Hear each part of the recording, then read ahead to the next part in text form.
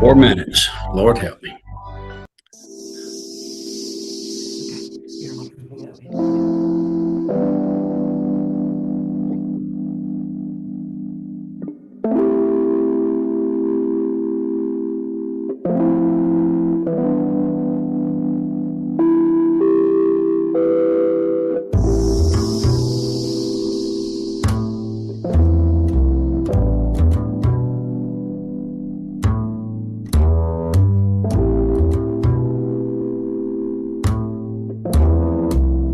Yeah.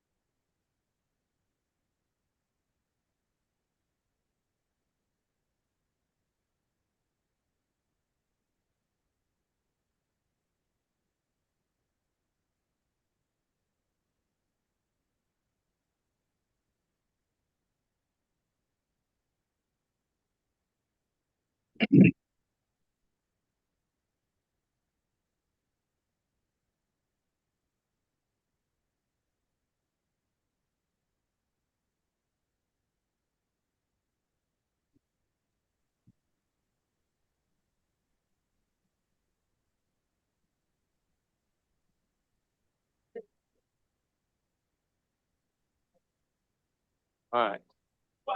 That's it. Good morning. Good morning, everyone. How come people get quiet from my preacher and it doesn't work for me? Okay. Good morning. Thank you for joining us today. I'm going to call this April meeting of the Board of Trustees of Institutions of Higher Learning to order. Trustees and IEOs, if y'all will remember to turn on your microphones and to speak into them so everyone can hear us, and particularly those that may be hearing us remotely. Mr. Martin is going to be joining us remotely. I appreciate him doing that. And it's time for our invocation. I'll call on Trustee Stevenson.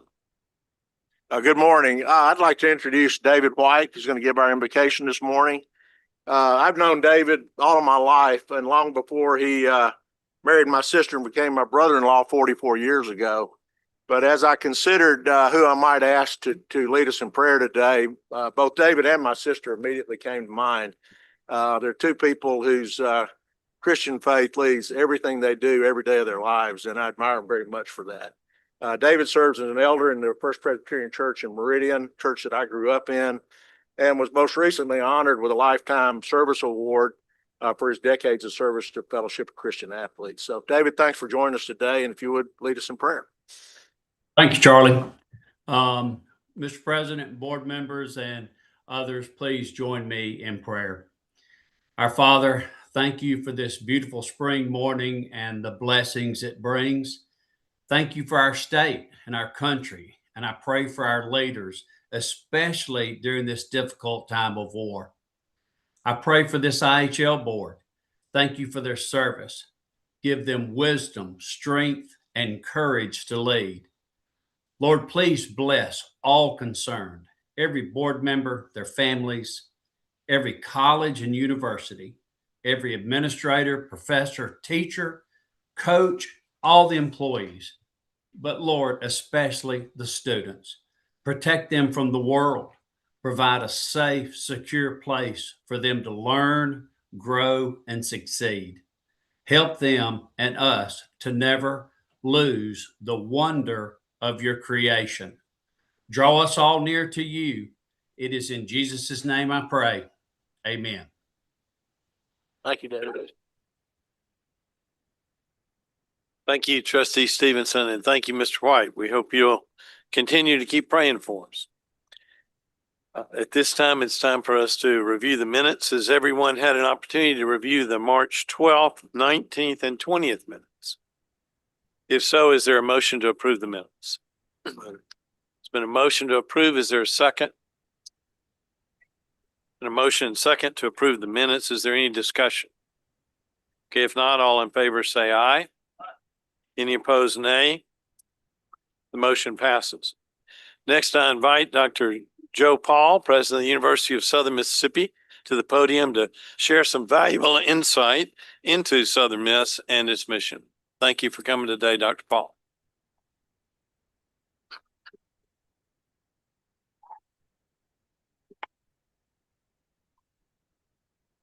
Well, good morning, everyone. President Ogletree, Commissioner Rankins, and trustees, thank you for the opportunity to share with you today.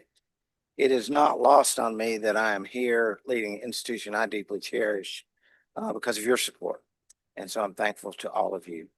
At Southern Miss, we are on an intentional journey to become truly distinctive in our region by capitalizing on what we do well.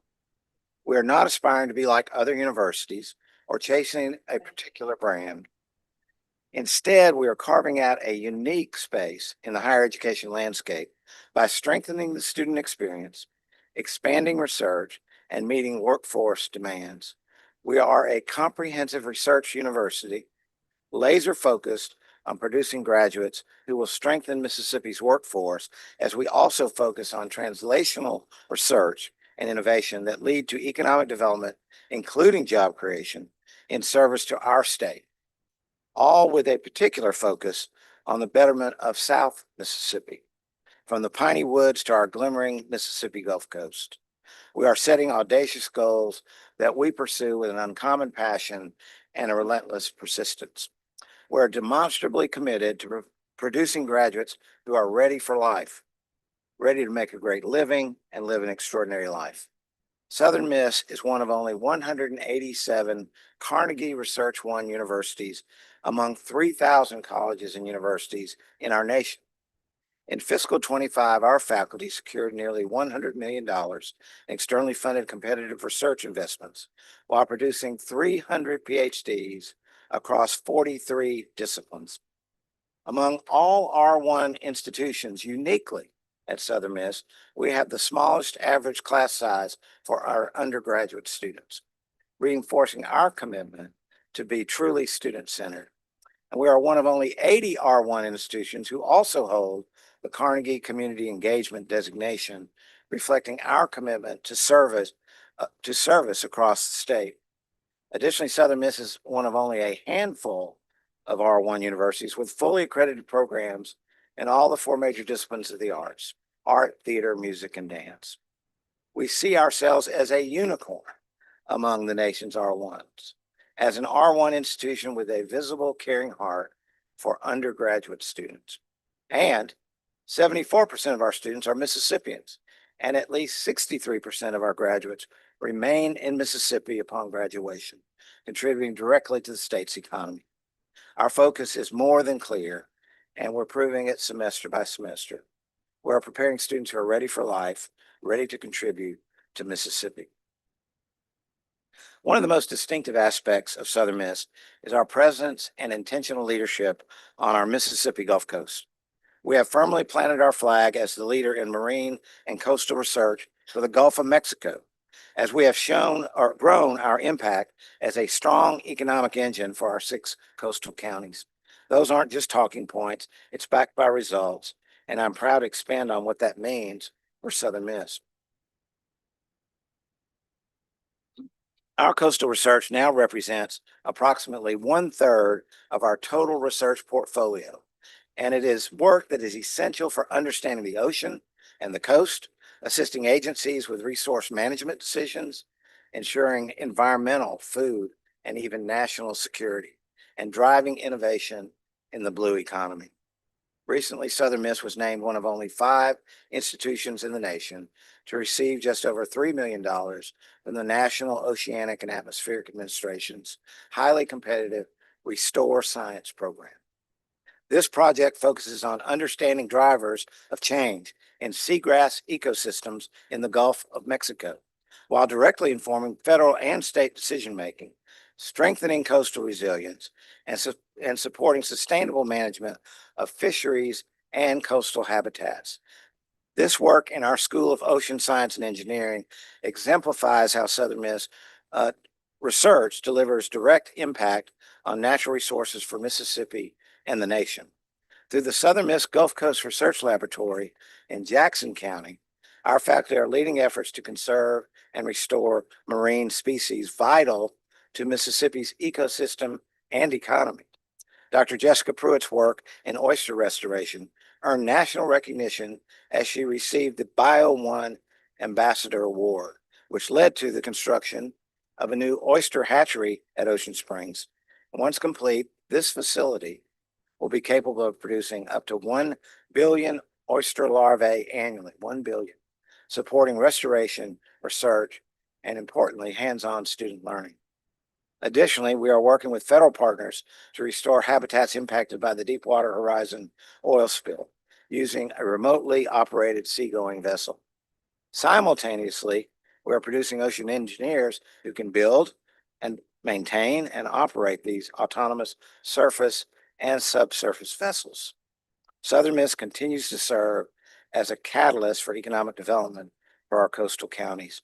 Just last week, we celebrated the opening of Integer Technologies at our Southern Miss Wicker Center for Ocean Enterprise at the Port of Gulfport.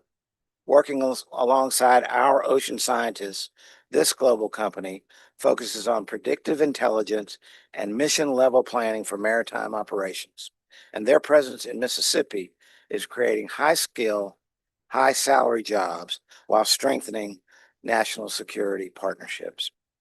Similarly, Ocean Arrow relocated from San Diego to Gulfport for access to Gulf waters and collaboration with Southern Miss researchers. Their technology supports intelligence and surveillance missions for the United States navies and our international allies. Through the Gulf Blue Navigator Accelerator, Southern Miss is also helping marine technology startup companies from around the globe scale and grow along the Mississippi Gulf Coast. Of the 18 companies that have completed this program, 16 are now doing business in Mississippi, further strengthening the blue economy for our state. In addition to our economic impact through the coastal research lens, Southern Miss is also leading the way in providing training for business, industry, and government leaders through the Southern Miss Gulf Coast Business Council Executive Leadership Academy. Last month, the inaugural class began its 9-month program with 26 senior leaders from top companies across the coast who will be trained in leadership and the application of artificial intelligence, equipping them to guide responsible, future-ready transformation within their organizations.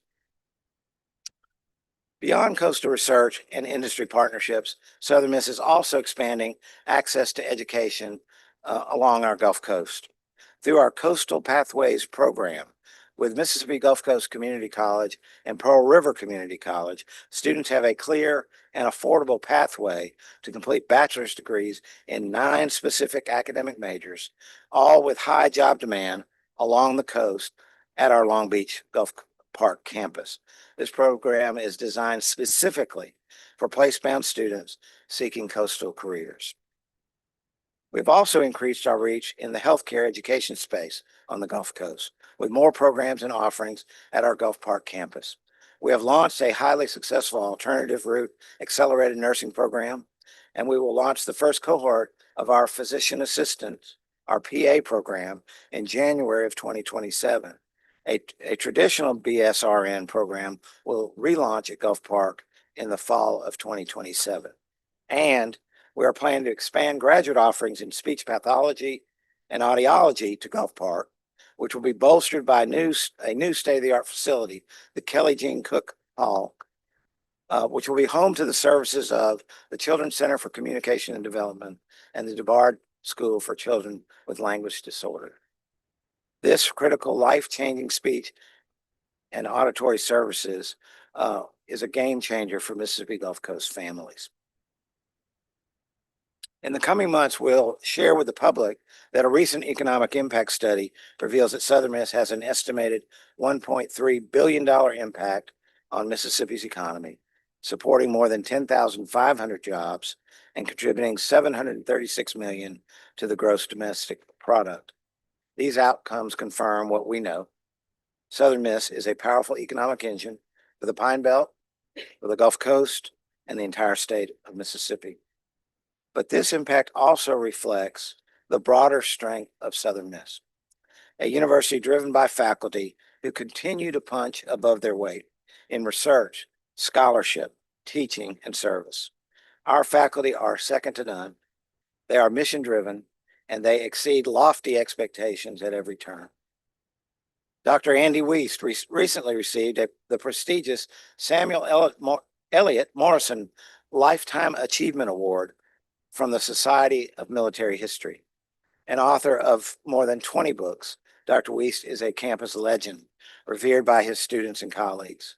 He is also the founding director of the Dale Center for the Study of War and Society, as well as the driving force behind the National Center for the Study of the National Guards, housed at Southern Miss.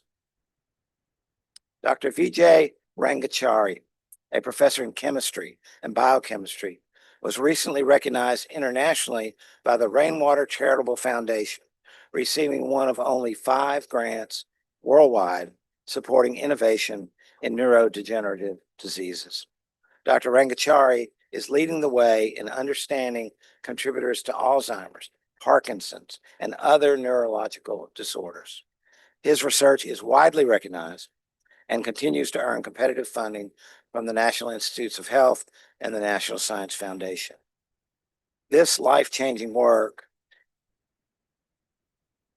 this work is life-changing, and now having secured state funding to construct the new Life Science Research Center on our Hattiesburg campus, we will be able to expand upon Dr. Rangachari's work and increase the number of research scientists and PhD students in our life sciences.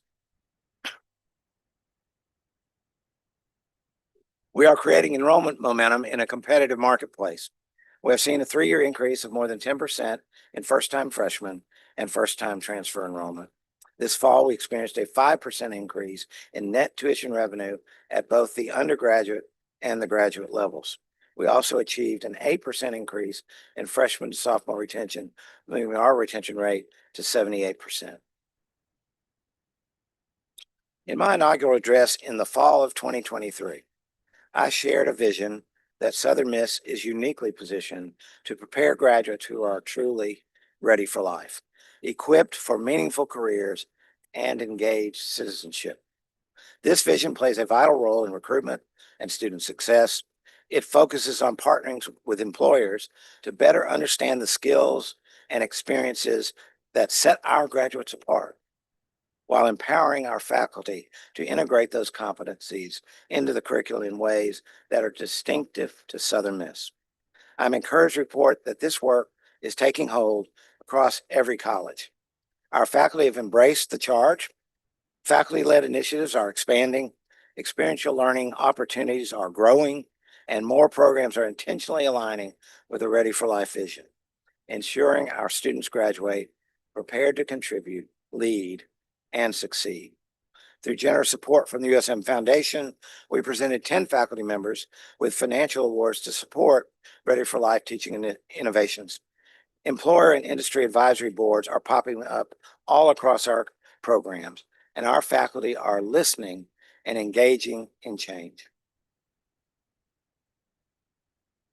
Let me end as I began, putting our students at the center of all that we do. Our students are accomplishing remarkable things.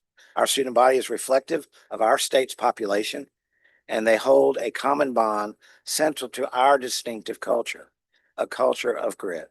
Our students refuse to be outworked. They won't be pushed down, and they never give up, and they never give in. They're all unique, but our multi-generational theme of grit and the fight that can't be outworked exists as a thread connecting to the greater Southern Miss story. Clancy Slay, a graduate student duly enrolled in both the MBA and the Masters of Public Health programs at Southern Miss, embodies this through and through. Prior to attending Southern Miss as a first-generation student from a rural community, or as we say in the South, she grew up out from Quitman, Mississippi. Clancy successfully battled cancer during her last 2 years of high school and emerged as valedictorian. She excelled at Southern Miss as a marketing student and a campus leader, and then unexpectedly experienced the death of both her parents during her senior year at Southern Miss. An unfathomable situation that could derail any student did no such thing for Clancy. Her peers, her marketing professors in the College of Business all supported her, even giving her a graduation party as they knew her family could not. Clancy went on to be inducted into our Student Hall of Fame and was able to achieve success as one of only 2 finance and administration fellows with Ochsner Health in New Orleans. Clancy's story is the Southern Miss story. She reflects what we see every day at Southern Miss: resilience, determination, and grit. We set ambitious goals. We innovate where others hesitate, and we prepare students who are not only ready for their first job, but who are truly ready for life. From the Pine Belt to the Gulf Coast, our students, faculty, and partners are strengthening Mississippi's workforce, driving economic growth, and creating opportunities that are changing the game while also changing lives. We continue to punch above our weight. We remain student-centered in our mission, and we stay focused on delivering meaningful impact for Mississippi. So thank you for your continued support of the University of Southern Mississippi. You play a vital role in the work we hold so closely, and we're grateful for your commitment to higher education across our state. So thanks again, and Southern Miss to the top. Thank you all.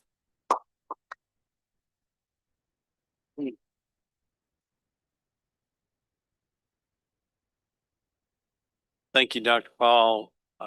This year, you may have noticed that we changed our historic format some, in that we allowed a university to make a more in-depth presentation each of our meetings. Unfortunately, the ice storm derailed the University of Mississippi's presentation. So I know Dr. Cunningham will help schedule that with Dr. Boyce at a later meeting when we're back here in the Jackson office. It's certainly been one of my pleasures in serving on the board to meet all of our IEOs, and appreciate all that you do. It's been a joy to me, except for I didn't meet Dr. Paul this way. I've known him for 50 years and have a deep appreciation for him and all that he does at Southern Miss. At this time, we're going to hear from our Student Government Association officers. And a copy of their presentation is at your seats for the trustees. And we'll begin with Mr. Carter, who is the 68th SGA president at Alcorn State University. He's going to introduce his other constituents, and some of them may introduce others that are here with them. We appreciate them taking time to come and make this presentation to us today. Dr. Carter, go ahead. Good morning. Good morning. Good morning. Good morning.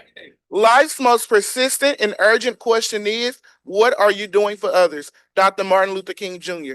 Greetings, I am Avantavius Carter, a senior education major hailing from the small but powerful city of Hazelhurst, Mississippi, and I humbly serve as the 68th Student Government Association president at the best institution of higher learning, Alcorn State University. I am honored to stand on behalf of SGA presidents across Mississippi under the institutions of higher learning. This year, we have worked to uplift student voices, strengthen connections with our administrations, and lead initiatives that made a lasting impact on our campuses. Despite challenges, we remain committed to service, leadership, and leaving our institutions better than we found them. Today, we are proud to share a recap of that work and the impact we have made together. At this time, join me in bringing our first presenter, Jack Jones, SGA President of University of Mississippi. Thank you.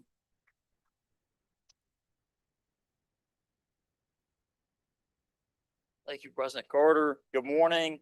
Thank you, trustees, for inviting us to be here with you this morning. My name is Jack Jones. I'm from University of Mississippi, where I have served as student body president for the last year. I also have with me the former student body vice president, Mr. Walker Jacklin. Stand up, Walker. I have the new student body president, Olivia Claire Williford. And I also have the new vice president, Trey McKean, with us this morning. So appreciate the opportunity to be here. Our goal this year and our objective was to enhance the student experience in every possible way, right? And so some of the big things that we worked on, we partnered with Ole Miss Athletics.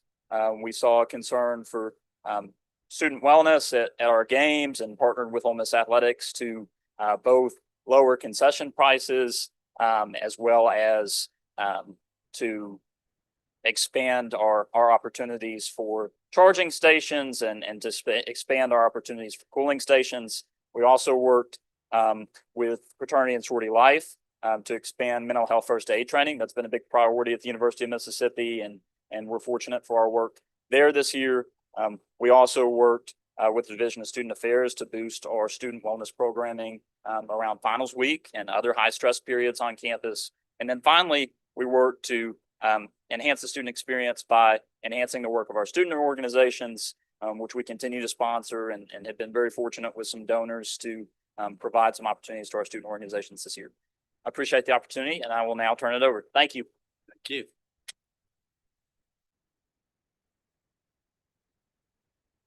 Hello, my name is Anna Ivy, and I'm the outgoing president for the University of Mississippi Medical Center. And here with me, I have Lauren Cooper. She's in the back. She's the incoming ASB president. This year, UMMC has worked on trying to ensure that there is interprofessional work. So we are a group of students, and we have PT, OT, medical, dentistry. I'm a D4 student. And so it was just making sure that we had everyone together. So we did our annual Spooky You. So that is where we have trick-or-treating for the kids of Batson who aren't able to leave. And we have had our annual Claus Ball. That's just where students can come together and see each other. And then we also just had our annual Crawfish. So we have just tried to make sure that the student body just has things to do and just ways to de-stress when times get hard. And now I will turn it over. Thank you.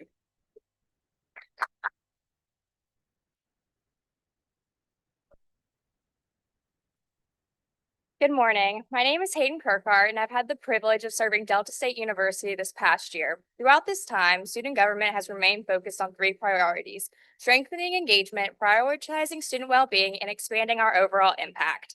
We empowered students to take ownership of their experience by launching the first fully student-led student convocation and deepening collaborations across student organizations. We also made strides to student health and wellness through initiatives like our Oprah Fit series, workshops, and enhancements to our Student Fitness Center.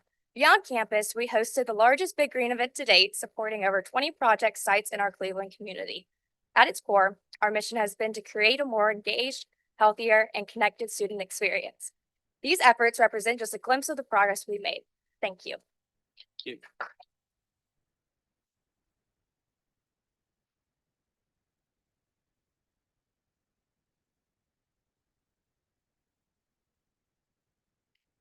Good morning, everyone. I am Jory Thornton, a senior from Jackson, Mississippi, and I had the privilege of serving as the 55th Student Government Association President for Mississippi Valley State University. Today, I have our incoming president, Ms. Jamison Ware, and our incoming vice president, Ms. Jariah King. So as you've heard previously, some of the things that our administration wanted to do was to bridge the gap and basically increase student engagement. We wanted to bridge the gap by between student leaders and students by increasing our visibility and relatable interaction so that the students can see us as approachable and actively involved. We also collaborated with campus organizations to host joint events and to promote unity and expanded our reach. Another priority was increasing student engagement by meeting students where they are and improving how we promote events and opportunities across campus. And then the last thing that we did was we relaunched our social media platforms as another way to connect with our students and share the things that we do on campus. And as a result, we were able to provide support for student organizations. We collaborated with the Office of International Programs for the International Week last week. And we also increased engagement during homecoming week and worked alongside campus police to address campus safety concerns. Thank you, and I will turn it over.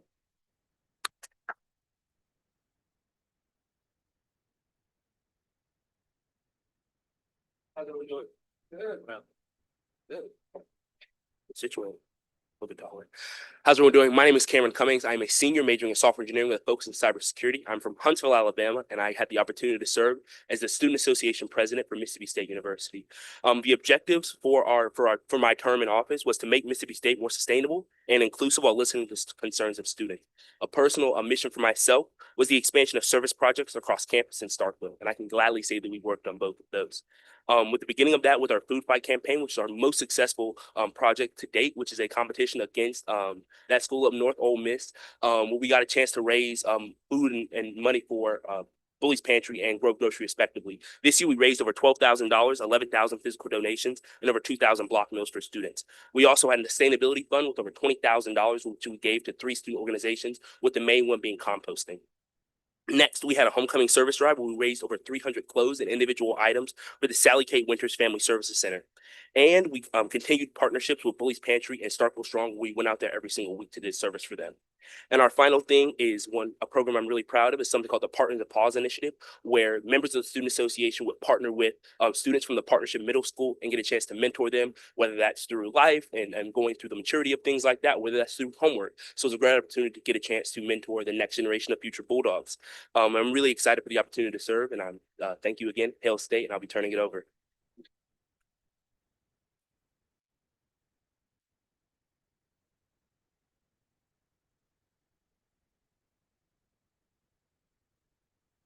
Good morning, everyone. My name is Ethan Wilkins, and I get the great opportunity to serve as the Student Government Association President at Mississippi University for Women. I'm a senior biology major, and with me I have Xander Hall, the incoming president, who'll be serving next year. Just to talk to you about what we've done in SGA. The Mississippi University for Women's Student Government Association is more than just a governing body. It is the voice and vision of our students. SGA exists to advocate, to lead, and most importantly, to serve our students.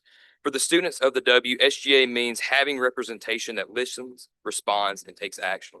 Over the years, SGA has turned student ideas into lasting impact. They help create the Nest, a student-centered space designed specifically for events, collaboration, and socializing, a place students can truly call their own. We served as a catalyst for new graduation cap and gowns, ensuring that commencement reflects the pride and tradition of our university. SGA also expanded social representation and involvement at graduation by introducing a social graduation stole embroidered with the organization's student organizations that they have been involved with throughout their time at MUW, allowing graduates to visibly celebrate their campus engagement beyond campus traditions. SGA launched Project Hoop, which stands for Helping Others Out Together, creating meaningful volunteer opportunities that connect our students with the broader community and reinforce our commitment to service. Most importantly, SGA prioritizes transparency and student voice. Student listening sessions at our monthly President's Council meetings and campus-wide surveys, we ensure continuous communication and accountability. SGA means progress. It means advocacy in action, and it means that every student at the W has the power to shape their experience and leave a lasting impact. Thank you all, and I'll turn it over to Jackson State.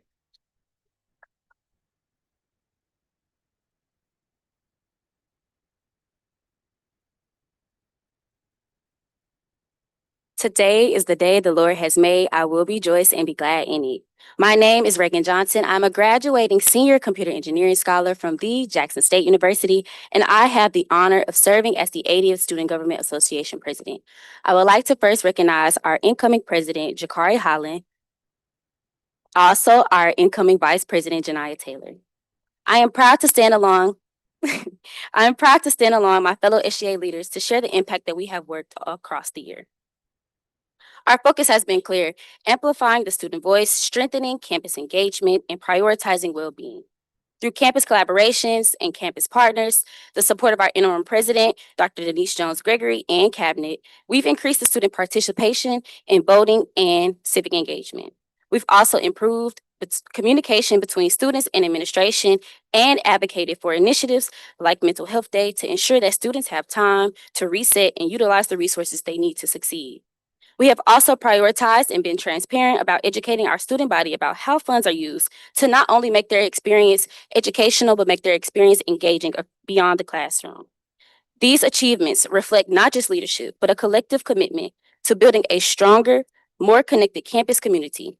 We are still challenging minds and changing lives. Thank you for your time, and I look forward to my successors sharing more information about our progress throughout the year. Thank you.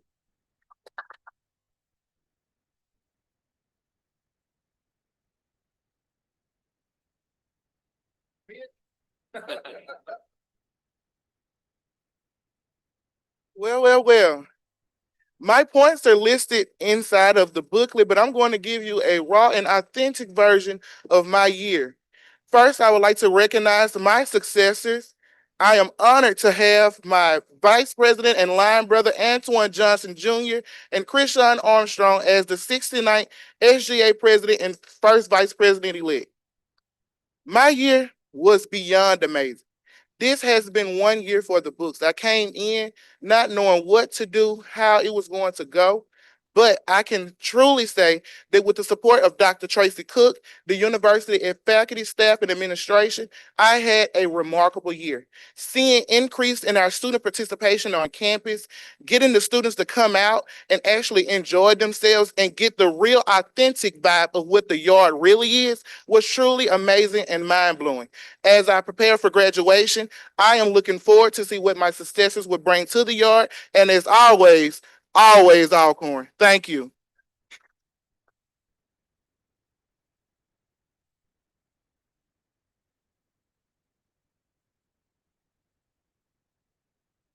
Good morning, y'all. My name is Leah Johnson, and I had the absolute privilege of a lifetime to serve as the student body president at the University of Southern Mississippi this year.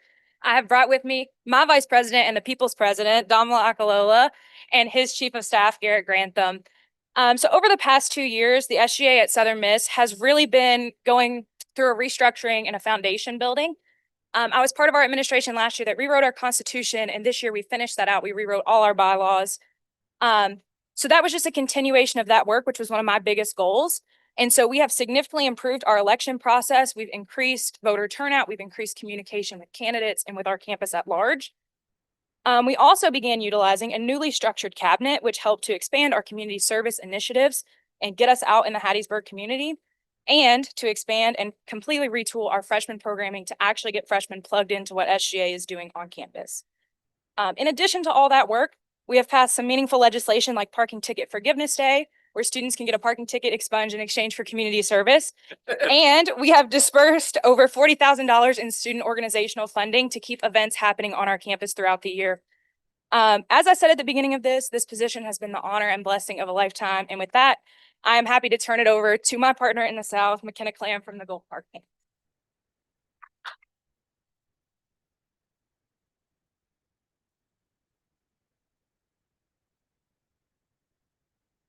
Good morning. My name is McKenna Clam, and I'm the Student Government Association President for the University of Southern Mississippi Gulf Park campus. And today I have my incoming president, here with me, Caleb Pavolaro, in the back.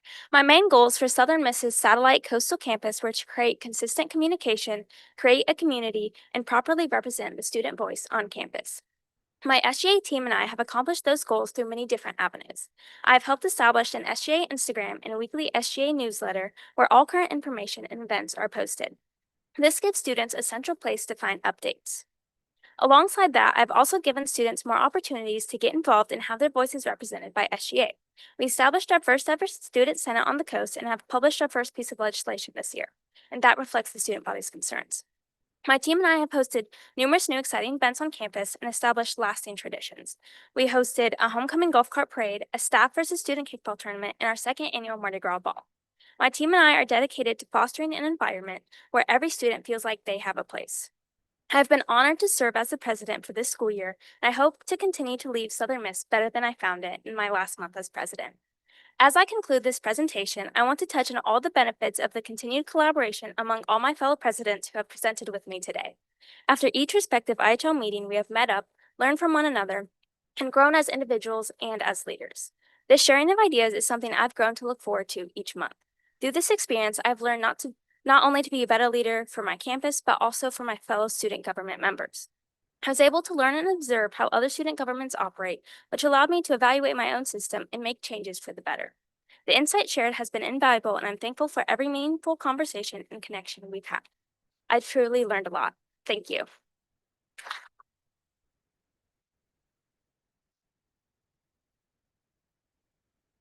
Mr. President, if you don't mind, I'd like to introduce to the board our newly elected Student Association President, Keegan Figueroa. Okay, thank you. Thank you. Thank you, Mr. President. I thank all of the presidents and officials for being here today from our student government associations. It's enlightening to learn what all you do. We appreciate you sharing your goals and accomplishments with us. You know, in addition to the many positive contributions that you've shared with us, you're going to all have, when you leave your university, realize the skills you've developed in serving in that capacity, your ability to listen, to lead, to expand your learning into new areas, and to use your platform to express compassion to others. And we appreciate that and look forward to hearing from your many successes in the future. This time, I'm going to call on Dr. Pierce to introduce our next presenter.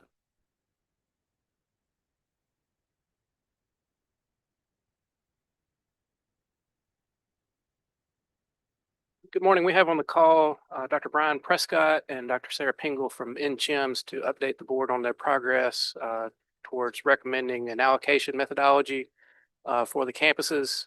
And they are scheduled to conclude their work in June. And so I believe Dr. Prescott will be starting the presentation. Dr. Prescott. Thank you very much, John.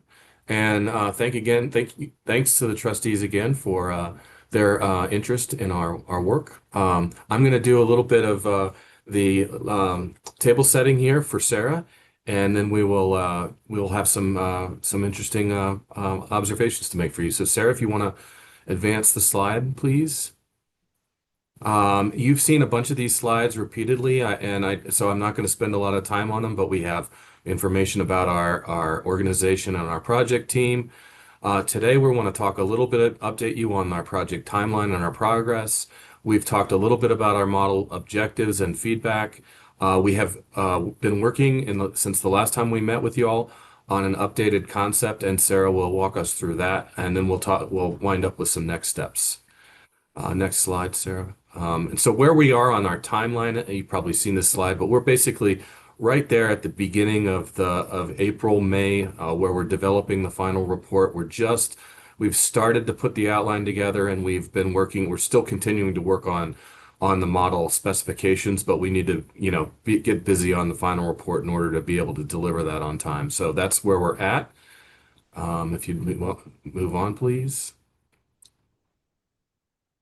All right, and so you've seen our goal statement previously. I want to remind you that it's here. It's got aspects of data driven. There's all 8 institutions. We want to emphasize performance, alignment with state goals, and recognize that there are important differences in institutional mission and the kinds of students that are being served in the modeling that we build. So we are using this goal statement, which has come out of a lot of stakeholder engagement early in the project and been refined throughout our work to sort of evaluate the feedback that we've gotten, as well as the approach that we're taking, and the model design that we're building. So next. The summary of feedback here, I think, was pretty well addressed in a prior meeting, but just to reiterate, we heard considerable feedback on the kind of student population and mission differences that we need to be able to account for. We have some key elements of institutional size and context that need to be paid attention to. We spent some time talking with the institutions about how to treat resident and non-resident students and how our treatment of them would affect the institutional behaviors. And finally, considerable time and effort has been put into what kind of performance metrics we might use in the modeling. So in the wake of all of that work, we have made some decisions about where we are. And of course, we have spent some time on each of the campuses working with the institutional leaders and CFOs, CAOs, and others. But some of the decision sets that we've made is really to sort of focus on Pell eligible low-income students, as well as transfer students, and to add weight to the way in which those groups of students are being treated in the model. We have been working on adding post-graduation and time to degree metrics. There are some important data limitations that exist currently that will affect how we can do that, but we've been working on how to include them. We have decided, again, in keeping with much of the feedback we've heard, that the exclusion of non-resident students in our modeling is not a particularly helpful path forward for any of the institutions, and so we are including them. And then we also recognize that we need to address a broader set of the mission aligned costs. There's state funding constraints that need to be accounted for, but we are doing our best to try to make sure that we are reflecting those different mission costs associated with that. The model that we took on tour with us essentially started with the appropriated funding amounts that are provided to IHL for distribution to the institutions through either, as has currently been the practice-based plus, or through a version of a formula. The formula that we took on tour with us, the allocation formula in the middle there, had 3 elements: a base element, a cost element, and a performance element. And that running the numbers through those things with respective percentage amounts of the total yielded a set of institutional allocations. We received a considerable amount of feedback from the institutions, as well as from other stakeholders in the conversations that we had about how that model was working. And so we have made some observations about that and Sarah will talk about how we're trying to address some of the drawbacks here indicated in this slide that we identified with the help of the institutions. But first of all, to be brief about it, we determined that starting with the appropriated amount means that we were and then dividing it among institutions really failed to account for how well institutions are funded relative to one another and related to their missions in particular. And it does not consider the full range of institutional funding needs that they have, particularly missing where it was any consideration of the costs of maintenance of state-owned facilities, And by that, I don't mean like making a facility, a capital investment in a facility to make it better, but rather to prevent deferred maintenance backlogs from growing any greater. It also didn't account for the costs associated with keeping a curriculum up to date, the existing curriculum. So even within existing programs, there's a need to account for changes in equipment costs, new equipment, as well as new ways of thinking about doing things. And so there's a need to maintain the existing curriculum. And it also didn't really help institutions take strategic decisions to better align their work with the evolving needs of the students they serve or of employers that rely on the institutions for well-trained graduates. That approach was also largely inflexible with respect to the base cost and performance fundings, regardless of how large the relative gaps in funding among the institutions were. And so we are working to try to address that as well. And then the way in which the model worked, it did not give adequate weight or predictability for the performance component of it.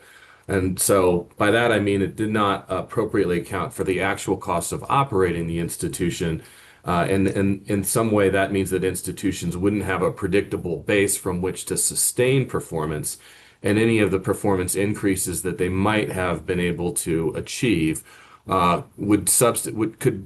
could risk substituting for some of the foundational costs that institutions need in order to be able to make changes that would improve their performance. So with that, I think Sarah, it's your turn. But I'm looking forward to the trustees' questions when we get to that point. Thanks, Brian, and good morning to everyone. I'm glad to be here again with you today and glad to see some of the students that we engaged with as well when we completed our campus visits in February and hear updates on some of the work that you've been up to on each of your campuses. It's so exciting. As Brian said, what we've really been working hard on over the last months at NCHEMS, and again, this project has moved so quickly, is taking into account the ways in which not just the ways that we were measuring things within the old model worked or didn't work, but the actual design of the model and ways in which the design would actually bring the state closer to its goals in terms of higher education and ways in which the design could actually be hampering progress. And so with that, we have an updated concept to share with all of you today based on some of the drawbacks to the previous design that Brian just discussed. We're going to talk about, again, like this, the use of the word concept is intentional here. We're going to talk about how this would work in concept without going through the process of looking at results and in the model and everything at this time. But we want to share where our thinking is so far on this project so that folks can get a sense of the types of redesigns that we're considering recommending to the formula. And not just in terms of the metrics within it or how they're measured, but how the design of it can best support and provide the right types of incentives for institutions, for IHL, and for the state moving forward. So the concept that I want to address is really this idea of foundational funding. And you heard Brian use this term earlier, that foundational funding is a key component of a public higher education institution's budget, right? You're a public enterprise that is run with the support of the taxpayers of Mississippi that serve students from Mississippi, but also from other states as well. And that means that a predictable base of foundational funding is key to institutions' budgetary predictability, and it's also a key part of the state's role in supporting its public institutions. And so as we think about this concept of foundational funding, this did exist in some ways in the previous model design that we were using. But you may remember when Brian and I and when our colleagues were on your campus or when we've given previous presentations to the trustees and to this group, that we were calculating all these components and then we were fitting them back into shares in order to make it work in terms of how much funding was available. And when you fit everything back into the shares, what you lose in that is how big the actual dollar gaps are for each institution in terms of meeting their foundational funding needs, right? In some respects, you treat everybody the same rather than actually looking at how big those gaps are to reaching foundational funding needs for each of the institutions, right? And so that's really what we're trying to correct for through this model design. And so we're still working with this same concept of foundational funding. It includes things that we've been talking about since, gosh, like before the new year, really. Things like the administrative expenses that are needed in order to run the institution. Things like facilities and equipment maintenance, things like an updated and relevant curriculum that is aligned to employer needs and providing up-to-date content for students. Things like the size, the scale of the institution, whether that's measured as its headcount enrollment, the credit hours that are completed by students, the physical size of the campus, right, and the cost to maintain that. The cost to provide different types of programs, right? So we've used this example before of the small engineering senior seminar versus 100 students taking Psych 101 together, right? Those have two different cost outlays to the institutions. And also the cost to serve students from high priority populations from the state. So we've been talking about adult students, students eligible for Pell. Transfer students have also come up as being very important to the state. And it can cost institutions more money to serve students with some of those more specialized needs, right? So we're still working with this foundational funding, and there's a whole host of things that could be included in here. And I'm sure as you're all sitting around the trustee table or the president's table, there's things that aren't on this list that you would want to include here. And there may be things on this list that you're not sure should be included here, right? So working with this concept of foundational funding, and this whole project hasn't been one that's necessarily been predicated on consensus, right? It's been predicated on the state's needs and then NCHEMS's expertise in meeting them. But there is a broad range of things that one could consider as a foundational funding component or not. And so what we're working with is establishing some thresholds within that, right? So states could make decisions based on their values, based on their funding availability, based on the types of institutions they're supporting, to provide different types of levels of foundational funding to each of their institutions, right? At a basic level, this would really only be conservative administrative expenses and a focus on facilities and program costs. At a bare amount, this is really the what we're considering kind of like a baseline, keep the lights on kind of number for each institution, right? At a very bare amount. At more intermediate levels, states can make decisions to fund costs based on the scale of the institution, based on the specific programs that they provide, based on the types of students that they're serving, right? These are the types of things that we would consider in a slightly more robust, intermediate foundational funding approach that a state could select. And then at a more comprehensive level, we would add in even more components to a calculation of foundational funding. So this would be things like increased administrative service estimates, right? Industry standard facility estimates in terms of maintenance and upkeep, right? Not just a basic level, but what professional associations of facilities professionals would suggest is appropriate. And also the inclusion of curriculum maintenance, making sure that the curriculum is updated, relevant, and employer aligned on a regular basis, right?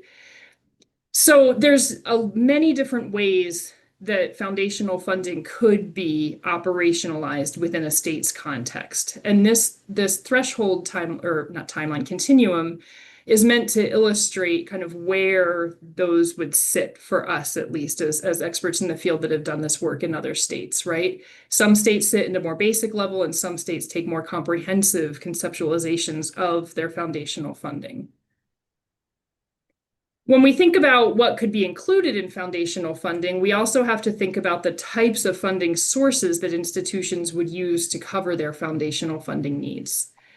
And so within this kind of calculation and conceptualization of foundational funding, we're considering that, of course, as public institutions, the state plays a predominant role in preserving its higher education assets, right? That means that state funding should really be focused on the maintenance of those assets, whether that's administrative expenses in their facilities, but then also contributing to meeting institutional costs to provide their programs. But unlike a lot of other state agencies or offices or functions, right? Higher education is unique because it can generate its own revenue in the way that maybe a K-12 school or a correctional facility or, other types of state agencies don't do, right? And so we know that students will pay differing costs for differing types of programs at different types of institutions. And so tuition is part of meeting the foundational funding needs of all of the institutions as well. I think we know that to be a practical reality. And now we're really elevating it as a conceptual reality within the funding formula as well, right? And so within our conceptualization of foundational funding, not only are there choices to make about a basic, intermediate, or more comprehensive goal of funding for the state, there are also choices to make around how tuition will contribute to meeting the institutional costs to provide their programs. And I want to, at the risk of belaboring the point, make clear that we're not making a delineation here between resident and non-resident tuition. Our commitment to look at students regardless of their residency status that we made in the last meeting remains. We're just talking about overall tuition revenue at each of the campuses, no matter where it comes from, right? Whether it comes from a resident or a non-resident student. We believe that this is part of meeting the foundational funding needs for each of the institutions. So we've talked a little bit about this idea of foundational funding, right? That it could exist based on states' values and decision-making on a continuum, and that multiple sources of funding would come into play to meeting each institution's foundational funding needs. And I said earlier that what Brian and I have really been thinking through is how we can remove the tremendous pressure of that shares impact on the previous model, right? And so one of the ways that we're doing that is through this idea of using foundational funding. Let it calculate up without imposing the shares on it, and then actually assess whether or not for each institution, their foundational funding level at the selected threshold by the trustees or the legislature or some combination thereof, if that selected threshold has been met, then the state has reached its foundational funding objective for that institution, right? And if that threshold has not been met, then the trustees should take an approach within the amount of money that they're appropriated to allocate to the institutions to reduce those gaps. Targeted funding to bring institutions up to a selected level of foundational funding. On top of that, once an institution, well, all institutions, whether or not their foundational funding gaps have been met, there would be a pool of funding for performance, and then that would comprise the total institutional allocation, right? So essentially, we would calculate that foundational funding by institution.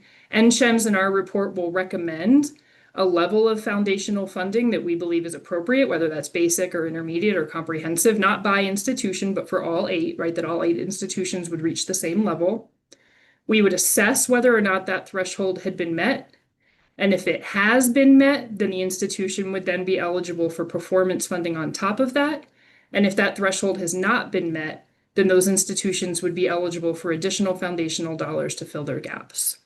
And then they would also be eligible for performance on top. And that would result in the final institutional allocations. So this is the kind of high level of how the updated concept functions. If you were to assess each of the institutions based on 2024 enrollment levels against only the basic foundational funding part of that spectrum, these are the institutions that meet or don't meet the basic foundational funding estimate. There are only 2 that don't meet a very basic foundational funding estimate, and those are the University of Mississippi and Mississippi State University. So then that would mean, based on the previous slide, right, that there would be institutions that would have their basic foundational funding estimate has been met. They would continue to receive that base foundational funding that they've been receiving in the past, right? They've reached some threshold of basic foundational funding.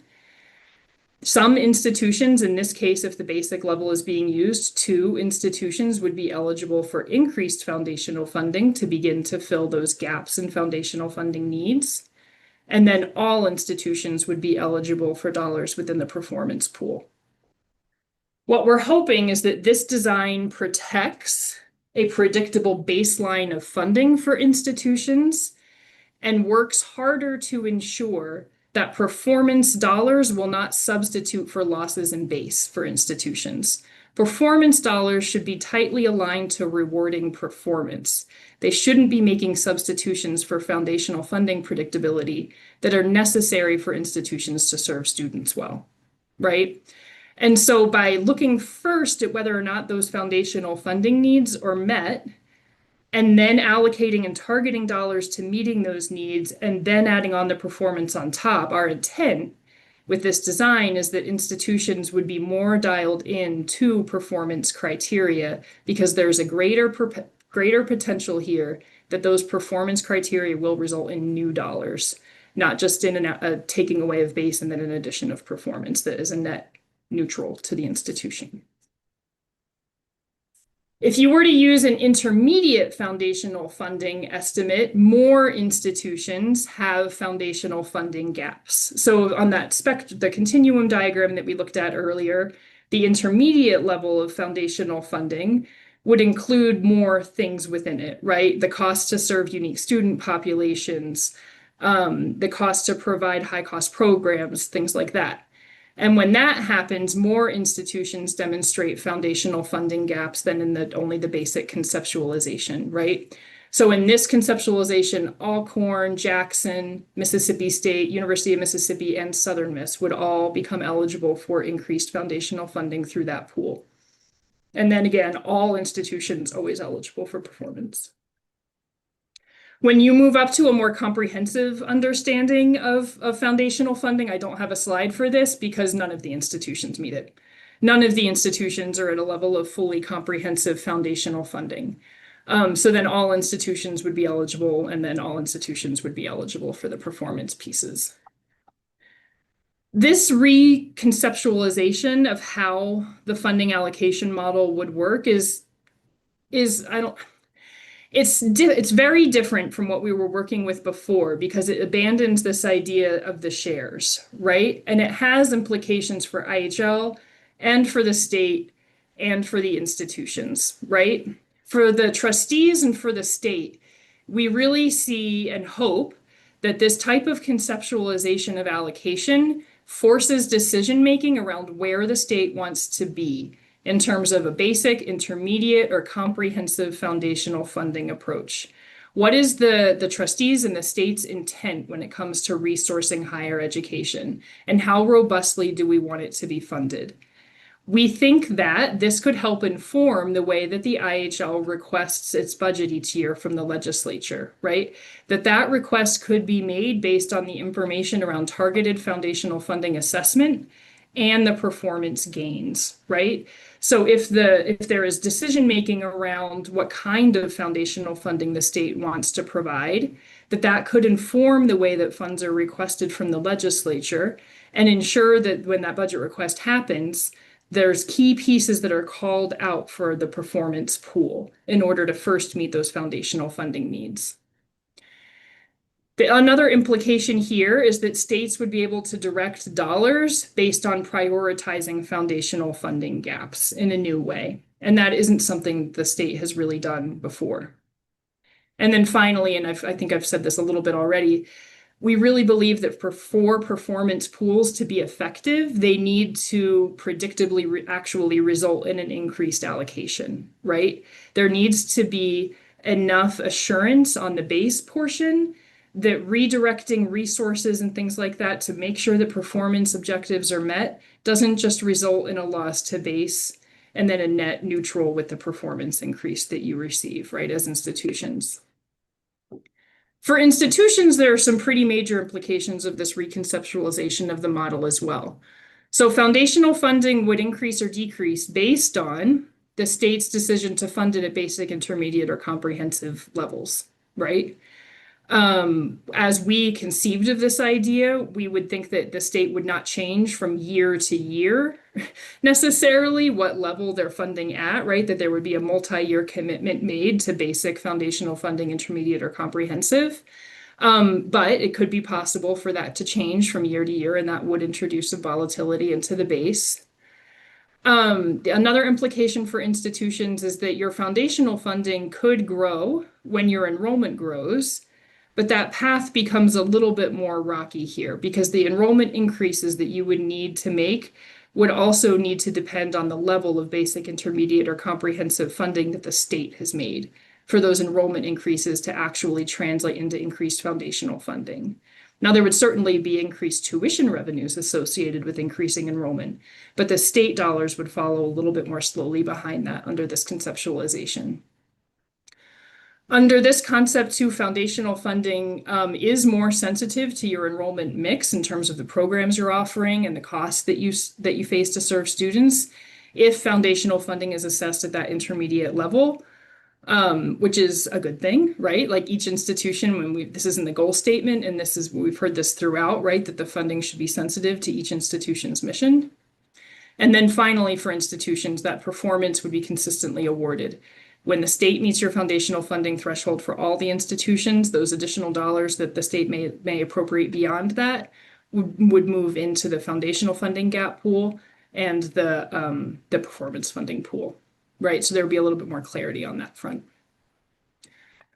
So we know this is, again, like it's working with similar metrics, but it is changing a bit the concept of how those metrics interact and work with one another towards a state funding approach that we hope is more strategic for the state in order to have more targeted conversations around what type of foundational funding they want to provide. And then also more predictable for institutions in terms of how they could depend on a foundational funding number from year to year.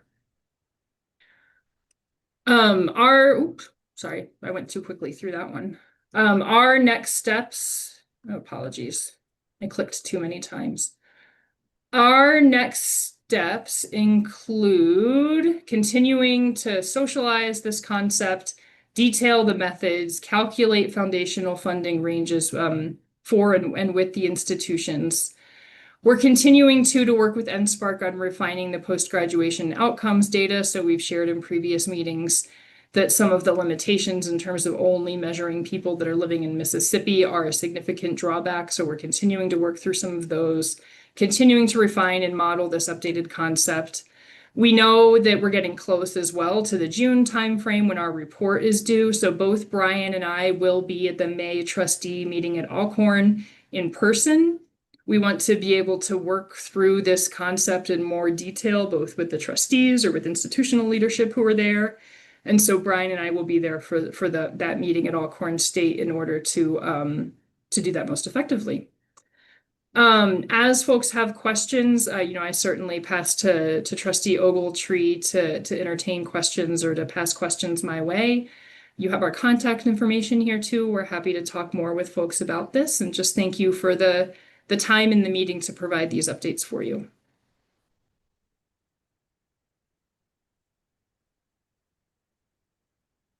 Thank you very much, Dr. Pingle and Dr. Prescott. We appreciate the hard work that both of you and that your team has undertaken on this. We know we're talking concepts today, and we could ask a lot of conceptual questions and probably not get very far. But if someone has a question that's on our trustee board, I'd be happy for y'all to ask it now, or sounds like we will receive a lot more detailed information the next meeting, and that may be a more appropriate time for those questions. Are there any questions now? If not, thank you very much for the presentation today. We appreciate it. Look forward to hearing from you next month. Thank you. Our next item is the consent agendas. We will move to that. Are there any items on the consent agendas that need to be moved to the regular agenda for consideration? Okay, if not, is there a motion to approve the consent agendas? Second? There's been a motion second to approve the consent agendas. Is there any discussion? If not, all in favor say aye. Any opposed, nay? Okay, that motion passes. We'll now move to academic affairs. I'll call on Trustee Hubbard to present our academic affairs regular agenda today. Thank you. Thank you. Academic Affairs has 2 items on the regular agenda. Dr. Melissa Temple will present the first item for the board's consideration. Good morning. Thank you, Trustee Hubbard. The first item on the agenda is a request from the University of Southern Mississippi to add a new institute. USM requests the creation of the Institute of Strategic Leadership and Innovation. This limited scope and outreach center will be housed at the Gulf Park campus. The development of this institute represents a commitment by USM to strengthen leadership capacity, accelerate innovation, and generate rigorous strategic intelligence that will serve the state of Mississippi and the broader Gulf South region. The institute will be developed in phased stages, beginning with leadership development and applied research initiatives that leverage existing faculty capacity with additional activities introduced as financial stability is demonstrated. Ultimately, the Gulf South region has limited access to comprehensive university-based platforms integrating leadership development with strategic intelligence. ISLI will leverage interdisciplinary strengths across USM colleges and campuses to create integrated leadership development pathways, applied research initiatives, and analytics-driven insight that support public, private, and nonprofit organizations facing technological disruption, workforce transitions, and complex policy and market environments. The anticipated cost over the next 5 years is approximately $1.9 million. Board staff recommends approval of this item. You've heard the recommendation. I make a motion to approve this item.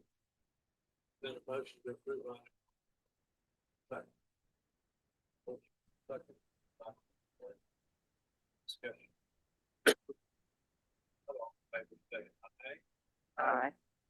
Any opposed, nay? Motion passes. Dr. Temple, if you'd please proceed. Mr. Martin, sorry. Aye. Thank you very much for your vote. Motion still passes. Next on the agenda is a request to add a new academic degree program.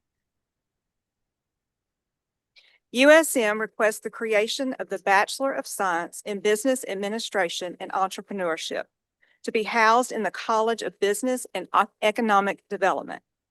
This 120-hour degree program currently exists as an emphasis of the BSBA in Business Administration, and USM seeks to make this a standalone degree program.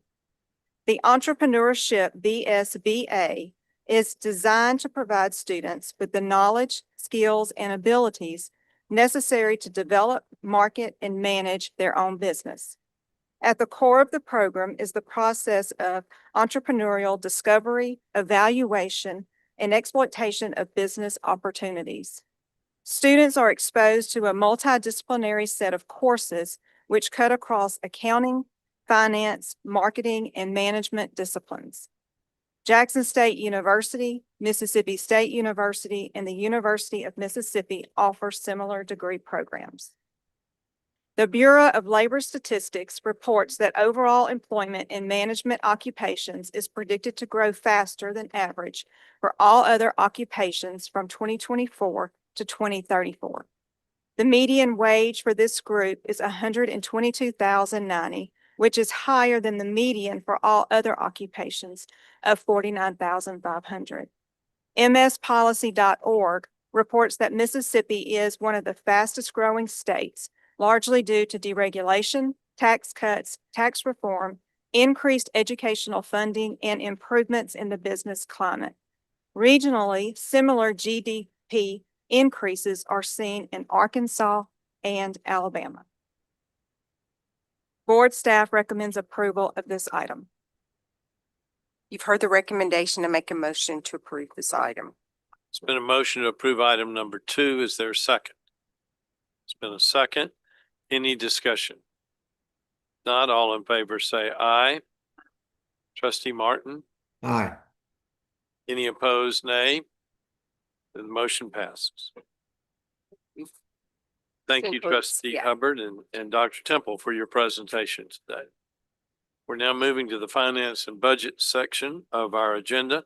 Trustee Stevenson, if you'd please present finance and budget regular agenda. Thank you, Mr. President. We have 13 items on the regular agenda today. The first is the allocation of state appropriations for fiscal year 2027. The second is approval of tuition, room, and board for fiscal year 2027. The third and fourth are requests from Jackson State University and Mississippi University for Women to charge additional tuition as mandatory fees. Item 5 is a request to approve salary guidelines for fiscal year 2027. Item 6 is a request from the University of Mississippi Medical Center to approve a services agreement. Items 7 through 13 are requests from several institutions to refund bonds for net present value savings. I'll call on Dr. Pierce to discuss the specifics of these items.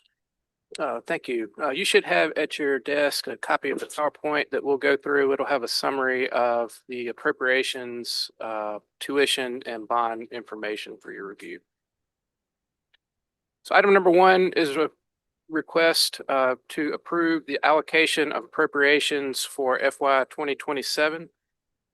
Overall, we received a $70 million increase from the legislature this legislative session, which is a very significant amount, 8.4%. At the top line, the Education General Fund, these are funds for the 8 campuses for the education and general operations mission.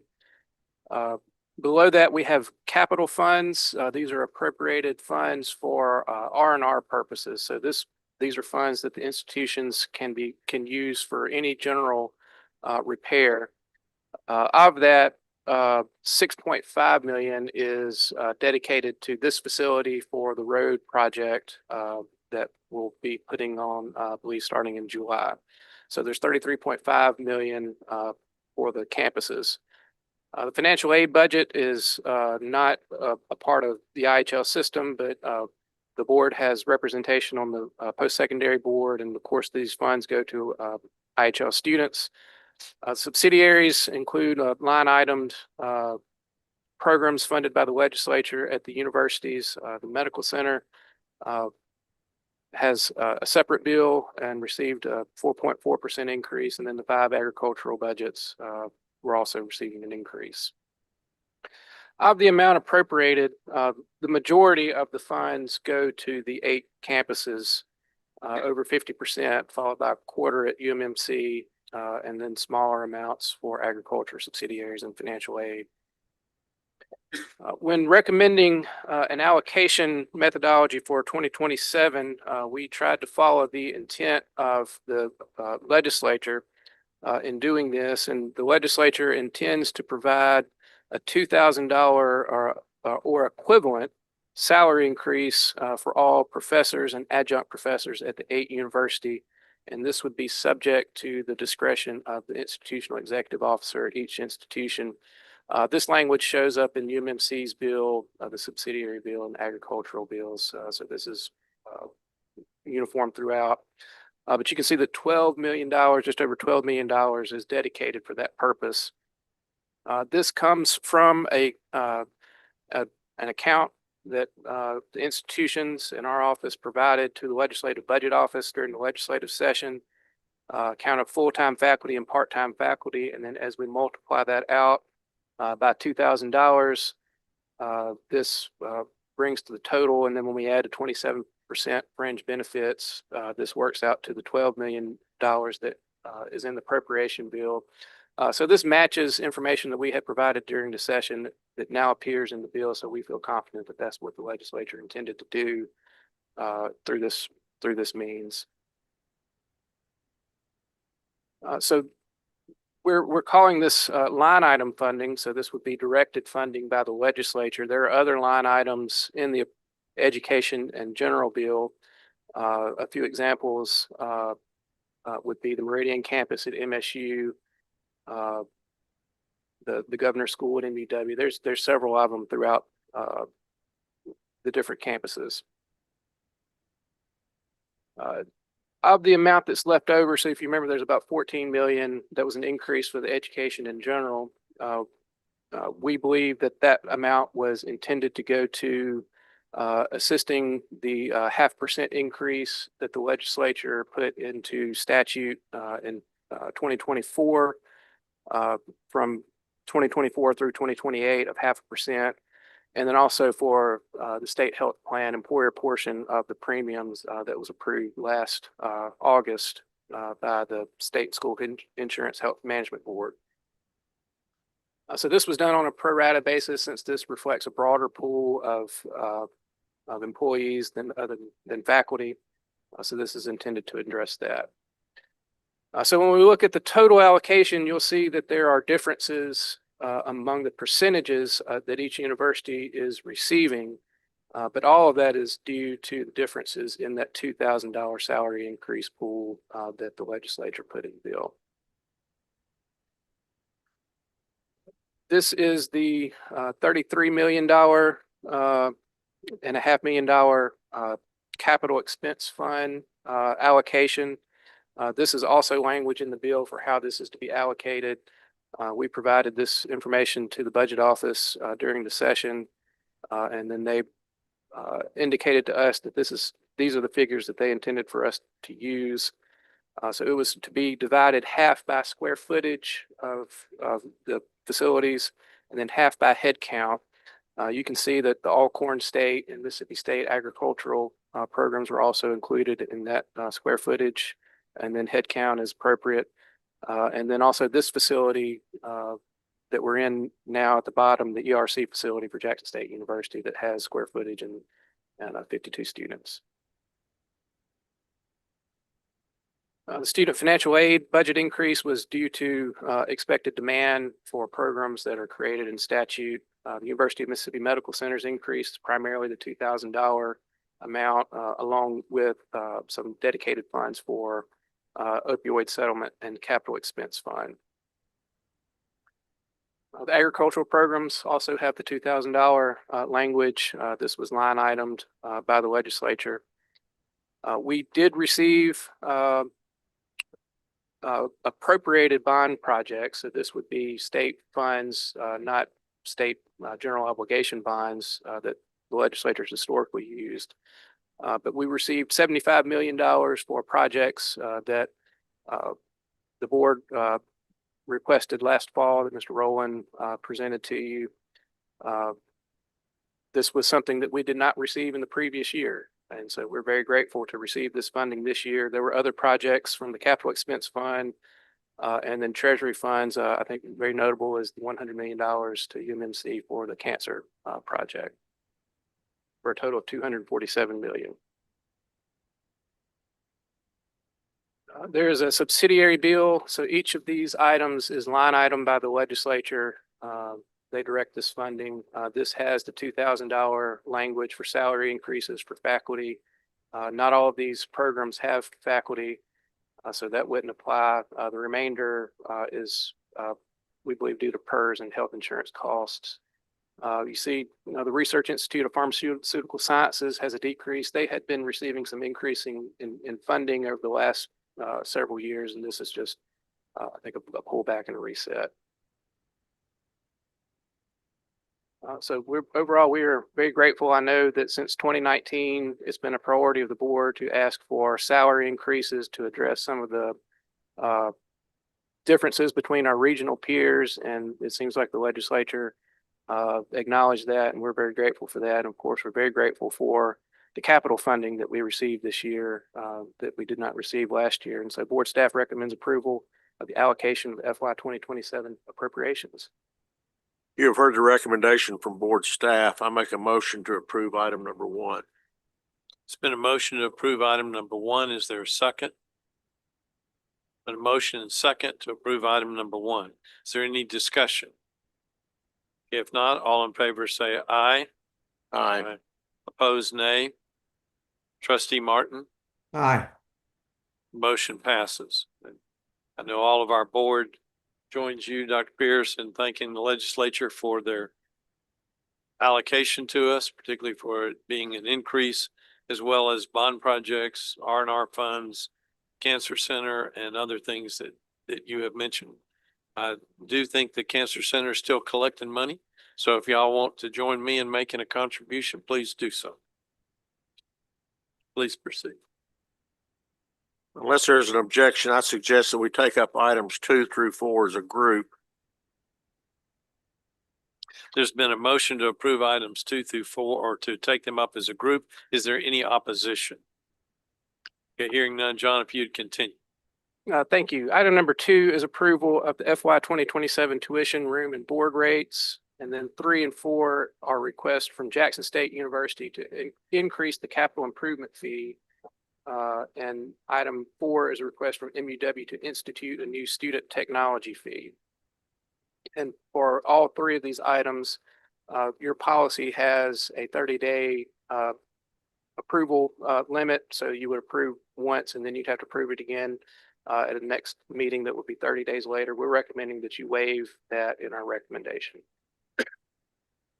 So for the resident tuition rates, and this is not including mandatory fees for FY 2027, 4 of the institutions from the ENG budget are requesting increases along with the medical center. These are the 4 regional universities. The 4 regional, excuse me, I said research universities. 4 regionals are requesting to keep their tuition flat for the upcoming fiscal year. When we look at the non-resident tuition, there's increases again at the research universities. I would point out here that Alcorn State University and MUW are increasing their non-resident tuition. So previously for the regional universities, both the resident and non-resident tuition were the same amount. Now Alcorn State University and MUW will have $1,000 premium for non-residents. You can see Alcorn State is decreasing the amount of international students, but that brings it in line with non-residents, so they would be getting the same there. For professional schools, these tend to be more market-driven for professional programs. So this covers the Doctor of Nursing practice at Alcorn, School of Veterinary Medicine at MSU, MUW's MBA program, which is designed to be $1,000 full year cost. USM's nurse anesthesia program and physician studies program. For the University of Southern Mississippi, this includes the law school, School of Pharmacy, Master of Accountancy programs, and then you'll notice at the bottom, whereas the others are fall and spring rates for full-time enrollment, there are some per credit hour rates that they're requesting for approval. For the University of Mississippi Medical Center, their schools are differentiated in their tuition. So this is the amount for residents. And then we have the same programs for non-residents. As we come to items 3 and 4, I wanted to sort of pause. I know we talk about this every year when we look at student activity fees, capital improvement fees, and other types of mandatory fees. I just wanted to remind you that your policy defines tuition as a multi-purpose charge to all students that they are required to pay as a condition of enrollment.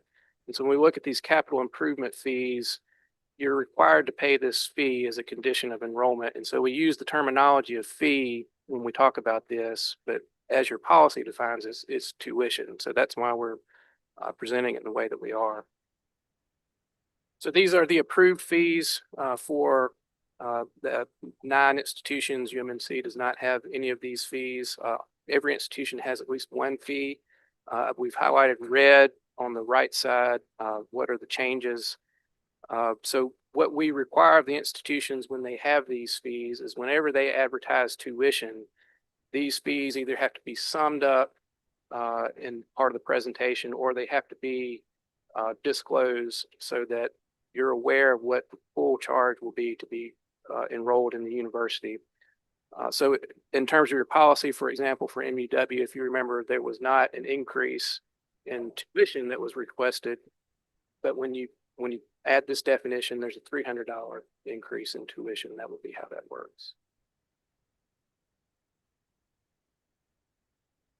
You have at your desk this document. This is a comprehensive list of all the facilities and meal plans. This is the document that you're approving. So these slides just summarize that information.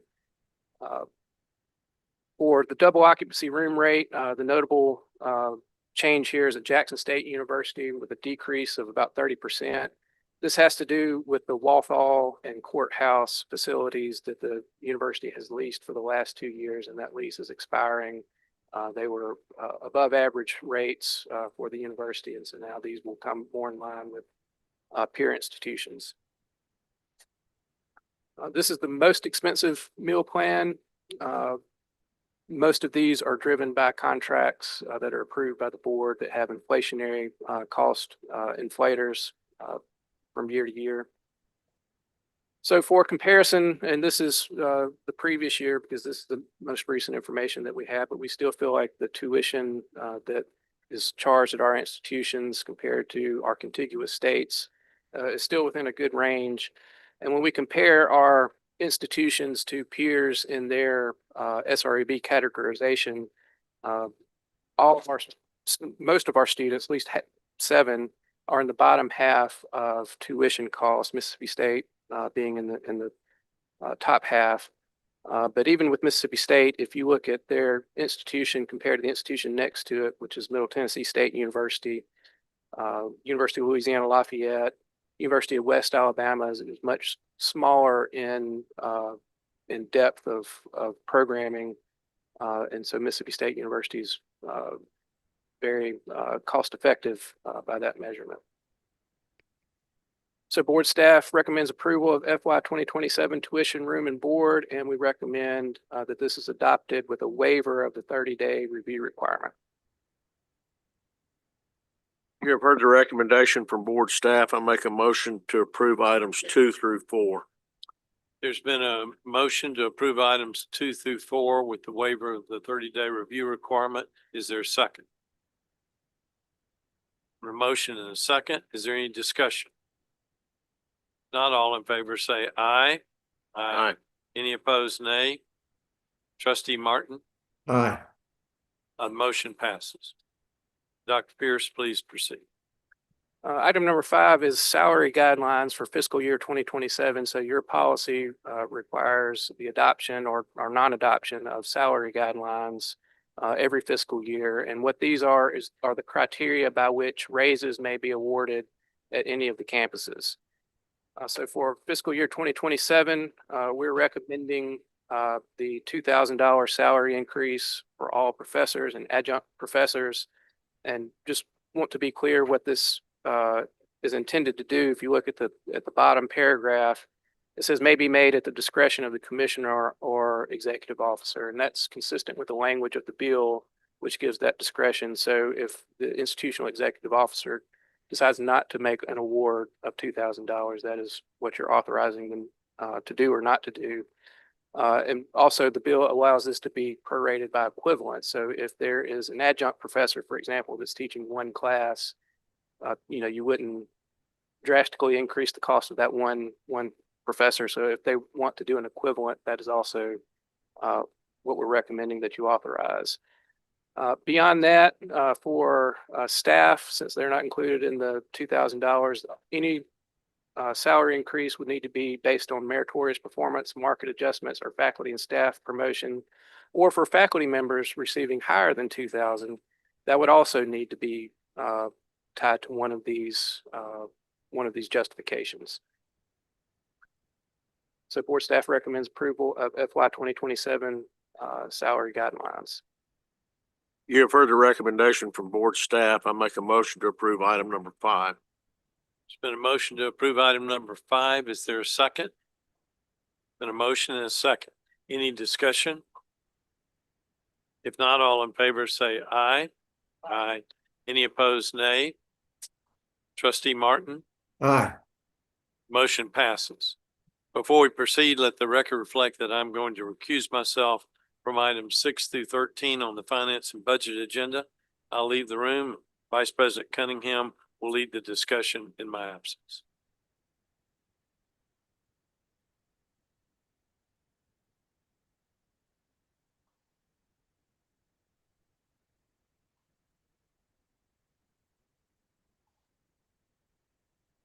You can proceed, Dr. Pierce.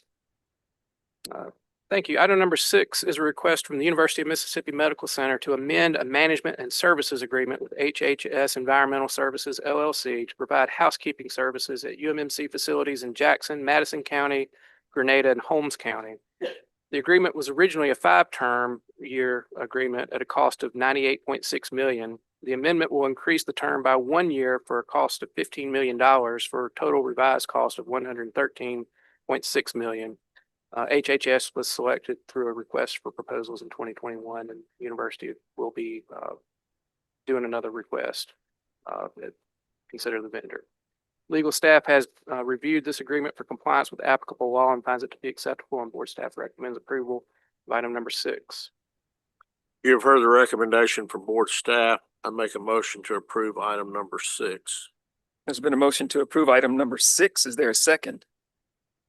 Any discussion? All in favor say aye. All opposed, nay. Trustee Martin? Aye. Motion passes. Before we proceed to the next item, please let the record reflect that trustees Arrington and Clark are recusing themselves from items 7 through 13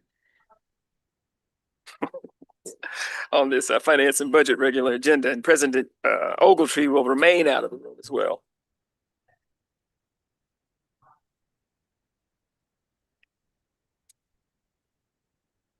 Okay, you can proceed, Dr. Pierce. Unless there's an objection, I suggest that we take up items 7 through 13 as a group. Hearing no objections, Dr. Pierce, please continue. Thank you. Item number 7 through 13 are requests from Alcorn State University, Delta State University, Jackson State University, Mississippi State University, Mississippi Valley State University, University of Mississippi Medical Center, and the University of Southern Mississippi to approve bond resolutions and supporting documents to issue bonds for refunding for the purpose of achieving a net present value savings subject to a 2% minimum. So the total amount of this is $503 million of par value of all the bonds outstanding. This will reduce at current rates debt amortization by $23 million for net present value amount of about $18 million, or 3.5%. The financial advisor for all of these issues are Hilltop Securities. Bond counsel are Butler Snow and Jones Walker, among different institutions. Underwriters are Raymond James in 5 cases. Wells Fargo Bank, Raymond James are Stevens at Mississippi State, and Raymond James and Wells Fargo at USM. So these are the various bond issues that we're recommending approval for. As you can see, as of the most recent analysis, all of them are above 3%. What we were wanting to accomplish in doing this and bringing these all at once is to give the institutions the best window in order to get refundings to maximize their savings. And I think this slide maybe can give some context of the thinking here. Interest rates have been increasing over the last 6 months. If you look in particular at this 2.326 rate for the 10-year AAA, which would be the bottom, it's increased 56 basis points since that time. This has to do primarily with the conflict in Iran. And so we're just concerned that there are going to be fluctuations, and that waiting a month or 2 for a board approval might cause us to lose the window. So that's our thinking and recommending all of these authorizations. Be happy to take any questions. I'd be happy to answer. I think there's others here that can answer as well. So legal staff has reviewed these agreements for compliance with applicable law and finds them to be acceptable, and board staff recommends items 7 through 13 for the board's approval. And because these are refunding, they do not require the two-step approval that new bond issues require. These would be authorized immediately. You have heard the recommendation from board staff for items 7 through 13. I make a motion to approve items 7 through 13. There's a motion to approve items 7 through 13. Is there a second? Any discussion? All in favor say aye. All opposed, nay. Trustee Martin. Aye. The motion passes. Bridget, if you would, please ask trustees Arrington, Clark, and Ogletree to return. This concludes the finance and budget agenda. Thank you, Trustee Stevenson. Thanks, Dr. Pierce. While we wait on the other trustees to return to the room, I want to thank Dr. Pierce and our finance staff, and also the finance staff at our institutions for quickly pulling this information together for us. We saw an opportunity to gain significant savings and almost $18 million in net present value. So I think that just shows the value of us collaborating together and working together as a system. And I appreciate our financial staff, both here in our system office and on our individual campuses, for working hard to pull this together for us. So thank you. Thank you, Dr. Rankins, and thank you, Trustee Cunningham. So we'll proceed with the informational agendas. Dr. Rankins? Do trustees have any questions regarding information in the information agenda? If not, thank you, President Ogletree. All right, thank you. Are there any additional agenda items to be considered at this time?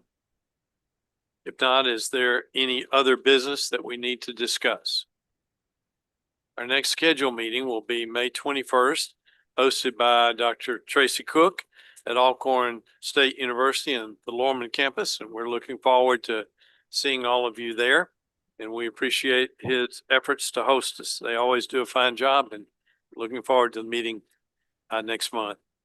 The May meeting will be the first meeting in which Trustee Cunningham will serve as president, which brings me to an event that I've been eagerly anticipating. As all of you know, higher education has faced a number of challenges, and they're going to squarely fall on Trustee Cunningham rather than me next year. And that's a good thing because he's very capable. You're very familiar that higher education for some people have fallen into disfavor among the population.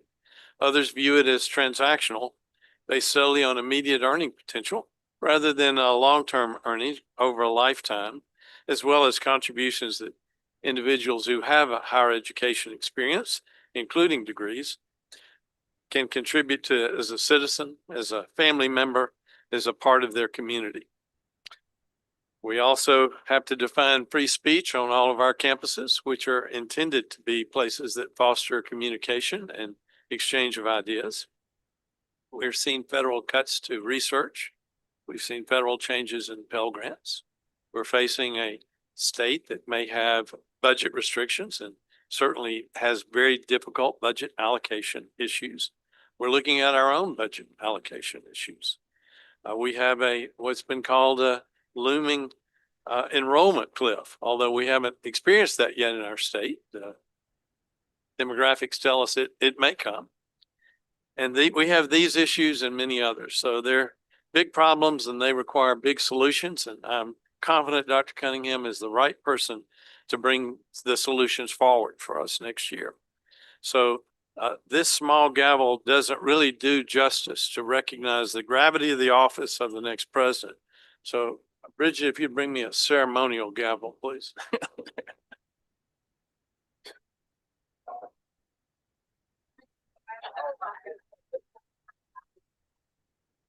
I'm going to pass this to Dr. Cunningham and congratulate him and wish him the best next year. And I look forward to serving under his leadership. All right. Thank you.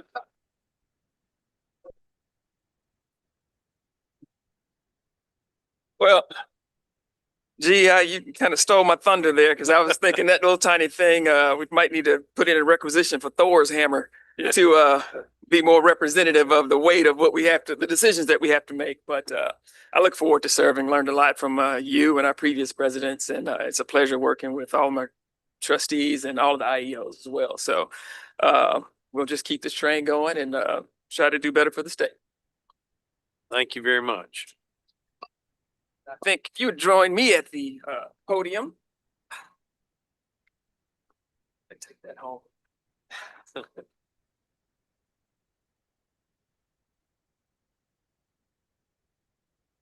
On behalf of the IHL Board of Trustees, it is my honor to present this plaque. Thank you. Present this plaque to you in recognition of your exemplary year of service. We sincerely appreciate your dedication and leadership and the significant time and effort that you put forward and you're devoted to guiding our board. Your commitment and steady leadership have made a meaningful impact, and we're grateful for your year of service. And I know you're glad to be receiving this.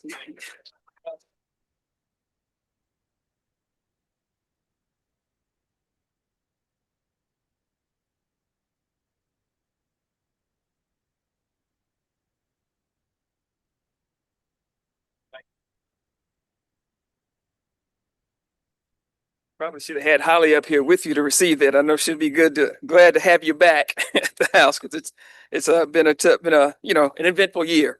But in addition to the plaque, the IHL board bestows a more personal token every year in appreciation to the president as a special thank you. This year, in lieu of a gift, President Ogletree requested that contributions be made to the Powell and Francis Ogletree Scholarship Endowment through the University of Southern Mississippi Foundation. Established in 1988 to honor his parents, the Powell and Francis Ogletree Scholarship Endowment provides scholarships to outstanding junior and senior members of the Student Alumni Association who demonstrate exemplary service to that organization and active involvement in extracurricular activities. The endowment recognizes G's father's long-standing service to the University of Southern Mississippi. A 1948 and 1951 graduate of Southern Miss, Mr. Ogletree played an integral role in the university's development and growth during his 34-year tenure, serving first as director of the Alumni Association and later as the USM Foundation, later with the USM Foundation. Director of Alumni Association, that endowment has been funded through generous contributions from Powell and Francis Ogletree, as well as gifts made in their honor by family and friends. In fact, G and Holly continue a tradition of commemorating birthdays and wedding anniversaries with donations to this fund. Since its inception, the endowment has made a profound impact on eligible students. Through fiscal year 2026, the endowment has awarded $62,843.61 in scholarships to a total of 27 students. I'm proud to share that the members of the IHL Board of Trustees collectively contributed $6,650 to this foundation, to this endowment in G's honor and in honor of his service this past year.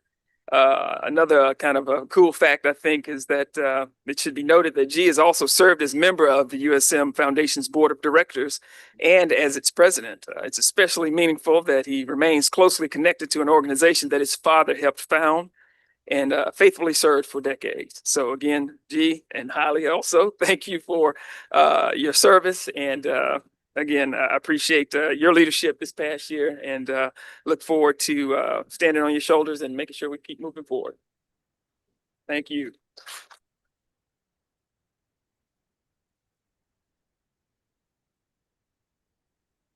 I thank all the board members and I appreciate you recognizing me in that way and honoring my folks.